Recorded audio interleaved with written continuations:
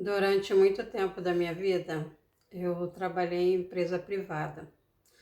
E para mim, uma das melhores horas no horário de expediente era o horário do cafezinho.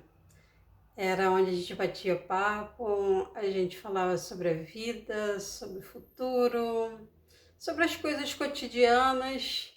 A gente ria muito e às vezes chorava também. E aí, o que que acontece? Hoje em dia eu não trabalho mais em empresa privada, trabalhei durante 24 anos, mas o gosto do horário do cafezinho, esse continua. E aí, vem tomar café comigo? Então, eu sempre gostei desse horário, porque era um horário que a gente conversava sobre tantas coisas. E nesse período eu conheci muita gente, mas muita, não faço ideia, mas perto de 1.000 pessoas ou mais. E aí a gente sempre conversava e era muito interessante porque as pessoas elas queriam desabafar, elas depois que os outros colegas muitas das vezes já tinham voltado para os seus lugares, eu às vezes ainda continuava um pouco mais. E aí a pessoa, quando ela sentia necessidade de desabafar, ela vinha até a mim.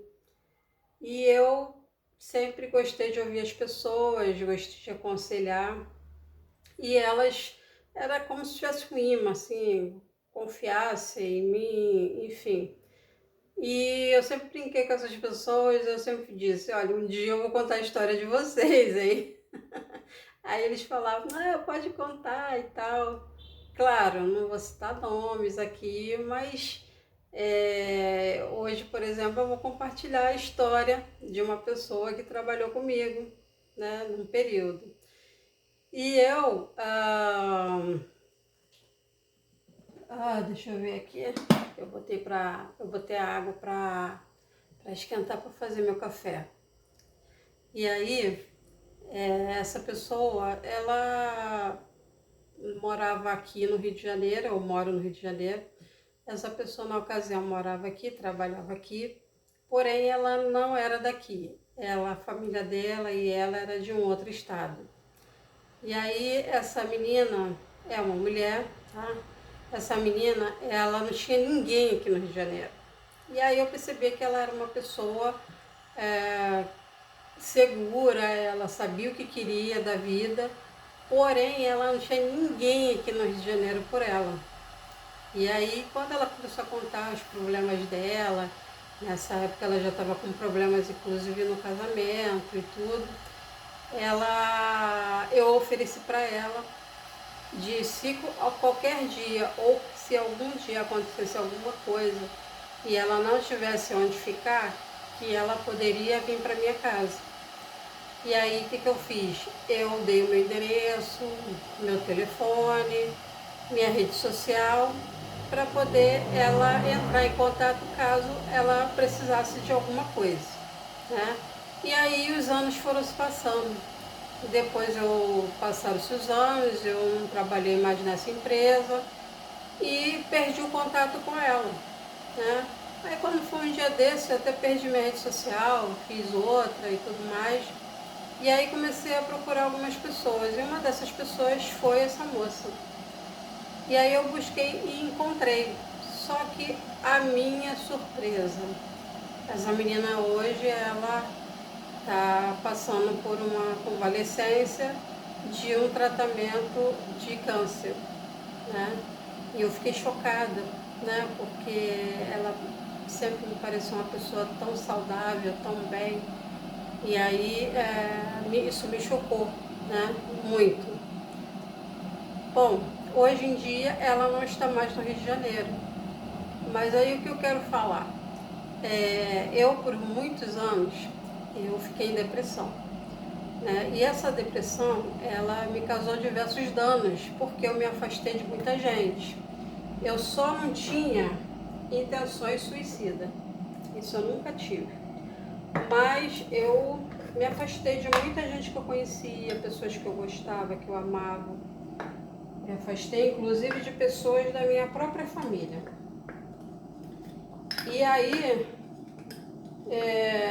quando chegou 2020, né, que veio a pandemia, veio o lockdown, e eu comecei a trabalhar em casa, tudo mudou mais ainda, porque depois disso eu percebi que as pessoas, elas não têm mais vontade de socializar, elas querem ficar muito em casa.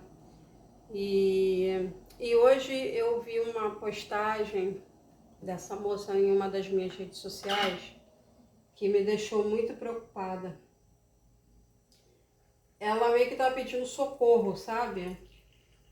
Pedindo socorro no sentido de que ela está se sentindo sozinha, porque quando ela passa mal, quando ela sente alguma coisa, ela precisa se locomover sozinha para ir para o hospital, para ir para emergência. Isso dói aqui, sabe? Dói aqui dentro de mim, porque ela tá longe, né?